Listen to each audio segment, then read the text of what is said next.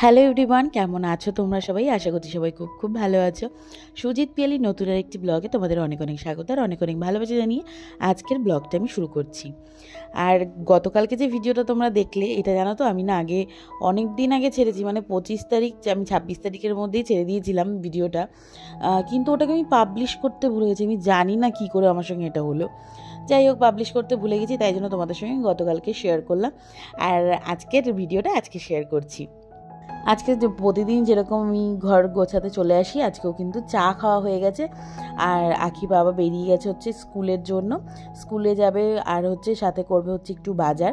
আর এদিকে আমি রান্নাঘরটা একটু গুছিয়ে নিচ্ছি, কারণ এই রান্নাঘরের এইখানটাতে একদম একটু অগোছালো দেখছি, ফাঁকা বোতল টোতল সব কিছু ওপরে রয়ে গেছে, এগুলো সব জায়গার মতো নিয়ে নিই। আর একদম অগোছালো থাকলে না এখানে আর কাজ করতে ইচ্ছা করে না। আর ঠান্ডাটা কিন্তু বেশ আছে, আজকে আর সোয়েটার পরিনি, আজকে একটা গায়ে চাদর দিয়ে নিয়েছি, কিন্তু কাজ একদমই করা যায় না এই চাদর গায়ে দিয়ে, জানো তো। তো যাই হোক, আর এদিকে চলে আসলাম এখন হচ্ছে এই ঘরটাতে, যে আরও একটা যে আমাদের ঘর আছে সেই ঘরে, যেই ঘরে আর কি আঁকি সবসময় গান নিয়ে বসে। তারপর আমি এই টুকটাক এডিটিং করতে এই ঘরেই বসি, ভালো লাগে এই ঘরে বসে করতে, তাই জন্য।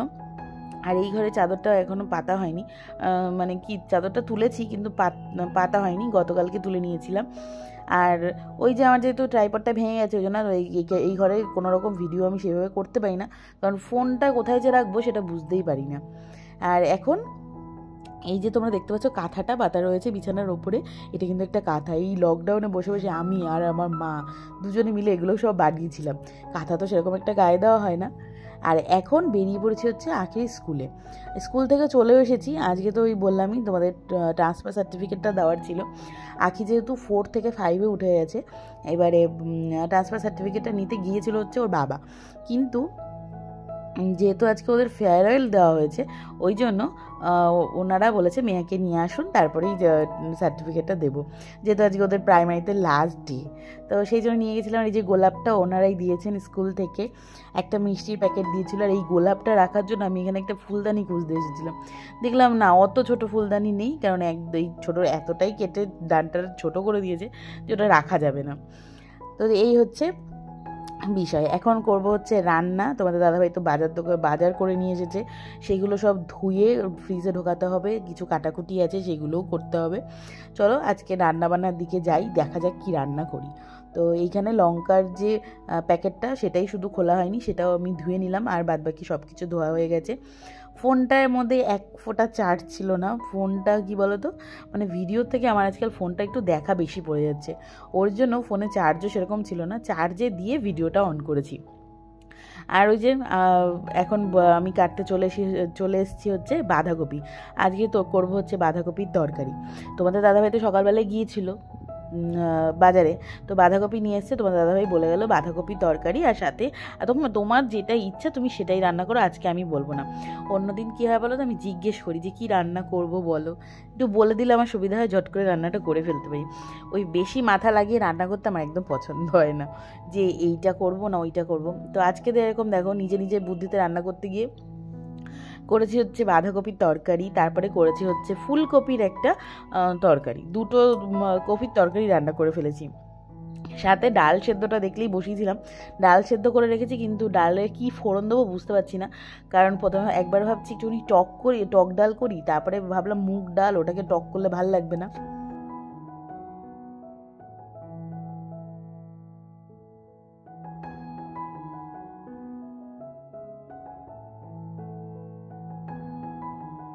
রান্না করতে করতে যদি রান্নাঘরটা একটু গুছিয়ে নেওয়া যায়, তাহলে কিন্তু অনেক তাড়াতাড়ি গোছানোটা হয়ে যায়, কারণ ওই কড়াইতে বসিয়ে দিয়ে দাঁড়িয়ে থাকাটা আমার কাছে বেকার মনে হয়। এদিকে দেখো আমার কিন্তু ওদিকে একদিকে ভাত বসিয়েছি, আর একদিকে বসিয়ে দিয়েছি হচ্ছে ফুলকপি তরকারি, এটাই হচ্ছে হয়তো। যাই হোক, সেটা কড়াইতে দেখালে বোঝা যাবে। একদিকে তরকারি বসিয়েছিলাম আর একদিকে বসিয়েছিলাম হচ্ছে ভাতটা, আর তার মধ্যে আমি কিন্তু একটু মোছামুছির কাজটা সেরে নিচ্ছি। আমার এরকম করলে মনে হয় কি বেশ অনেকটা পরিষ্কার থাকে আর ভালো লাগে কাজটা করতে, তাই না বলো? রান্নাঘরের জন্য যখন টাইলসটা কিনতে গিয়েছিলাম, তখন আমরা ভেবেছিলাম হয়তো এই টাইলসটা ভীষণ পরিমাণে নোংরা হবে, একদিন রান্না করে হয়তো আমি টিকতে পারবো না, কিন্তু বিশ্বাস করো বন্ধুরা, এটা কিন্তু অতটাও নোংরা হয় না।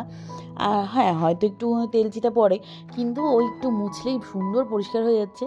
আর এদিকে আখির স্নান হয়ে গেছে, ওকে দিয়ে আজকে পুজোটা দিয়ে নিচ্ছি। আর ওই যে তখন না এই ঘরটা পরিষ্কার করতে করতেই বেরিয়ে যেতে হয়েছিল। তোমাদের দাদাভাই ফোন করে বলছে শিগগিরই রেডি হও, আখিকে না আনলে স্কুলে হবে না।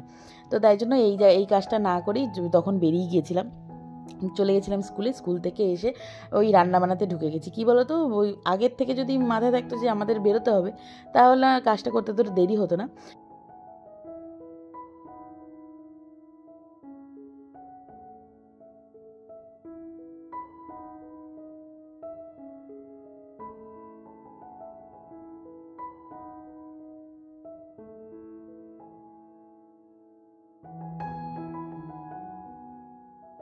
আর এই যে বিছানা চাদরটা পেতে নিলাম, এই বিছানা চাদরটা পাতার পরে ঘরটা কি ভীষণ সুন্দর লাগছে দেখো।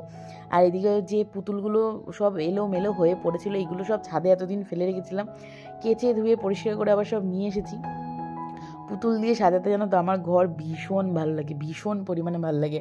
মানে খাটের উপরে আমার মনে হয় অন্য কিছু থাকার থেকে যদি একটু পুতুল থাকে আমার খুব ভালো লাগে। কিন্তু আমি দেখলাম পুতুলটা ওরকমভাবে রাখলে হবে না, বিছানাটা ফাঁকাই রাখতে হবে, কারণ তবলা স্যার আসছেন, এরপরে পড়ার স্যাররা আসবেন, তো ওইগুলো রাখা যাবে না।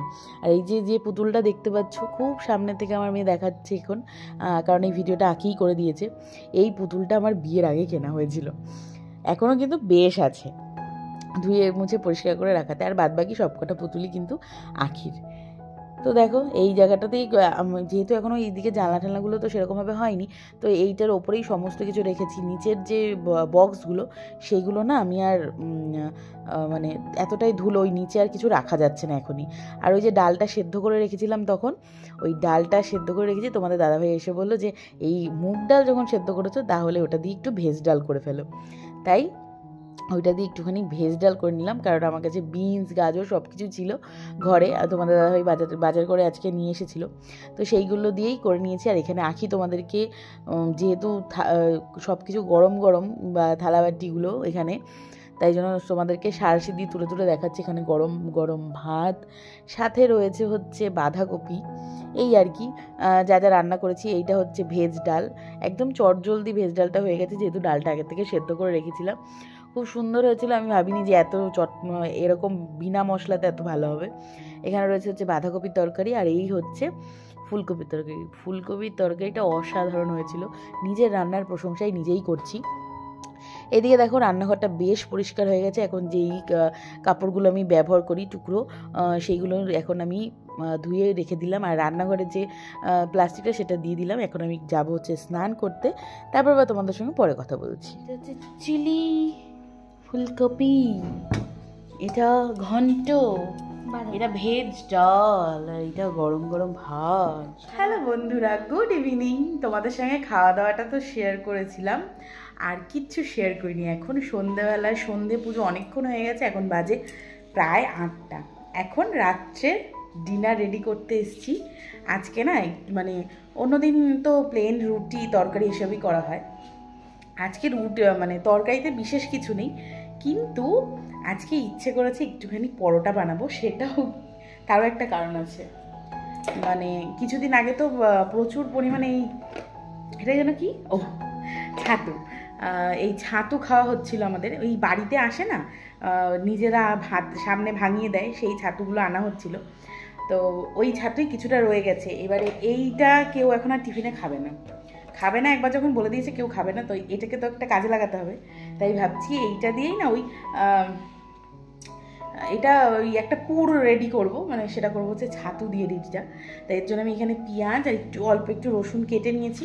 তোমাদের দাদাভাই গেছে একটুখানি বাজারে, কালকে তো হচ্ছে 31, এর জন্য কিছু কেনাকাটি করতে। কালকে একটু রান্নাবান্নাটা স্পেশাল হবে আমাদের, আর কি শুধু রান্নাবান্না করো ভালো মন্দ খাও। এই কোথাও ঘুরতে যাওয়ার কোনো প্ল্যান নেই বন্ধুরা, কী আর করা যাবে।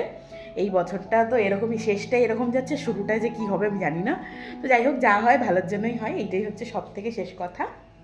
এখন আমি এখানে এই যে দেখো, এইখানে পেঁয়াজ আর অল্প একটু রসুন কেটে নিয়েছি, কড়াইটা এখানে বসিয়ে দিয়েছি। যেহেতু এখনও আমাদের সব লাইটের কাজ তো হয়নি, তোমরা দেখতেই পাচ্ছ, এই জায়গাটাতে একটু অন্ধকার। আর তার মধ্যে দেখো আমার ট্রাইপডটা কিভাবে ভেঙে গেছে। এই যে এই যে এই হচ্ছে দুটো ঠ্যাং আছে, আর এই একটা ঠ্যাং ভেঙে গেছে। ঠিক আছে, ওই ঘরে আজকে যে দেখলেই তোমরা একটু গুছিয়েছি, বিছানাটা গোছালাম। এই ঠিক এই বিছানাটা গোছাতে গিয়ে আমি ফোনটাকে জাস্ট একটু উঁচু করে রেখেছিলাম, আর ও পড়ে গিয়ে ওর ঠ্যাং ভেঙে গেছে। তো এখন কী করা যাবে, ও তো আর কোনো কাজই হচ্ছে না। অনেকবারই চেষ্টা করেছি, আমার বড় চেষ্টা করলো এটাকে আঠা দিয়ে লাগানো, কিন্তু আর হলো না। যাই হোক, চলো এখন কি আর করা যাবে, এখন আমি ফোকাস করি রান্নাতে। চলো তোমরা দেখতে থাকো।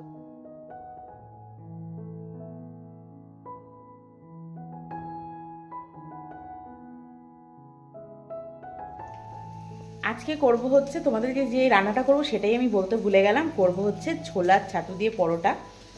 আর এটার সঙ্গে আমি না এখন মনেই পড়ছে না, জানো তো, এই ছোলার ছাতুটার সঙ্গে যে আমি কী দিয়ে করেছিলাম মিশিয়ে, এখন মনে পড়ছে। তো শুধু করছি, আগের দিনকে একটু মিলিয়ে মিশিয়ে করেছিলাম কোনো কিছুর সঙ্গে। আমার যতদূর সম্ভব মনে হচ্ছে ওই মটরশুঁটির মধ্যেই দিয়েছিলাম, যতদূর সম্ভব। তো যাই হোক, যা ভুলে গেছি আজকে এই শুধু দিয়েই করবো। দেখি টেস্টটা কেমন হয়। আর টেস্টে বলার জন্য তো আমার বর, আমার মেয়ে সবাই আছেই, বলবে যে কেমন কি হয়েছে, তাই না বলো।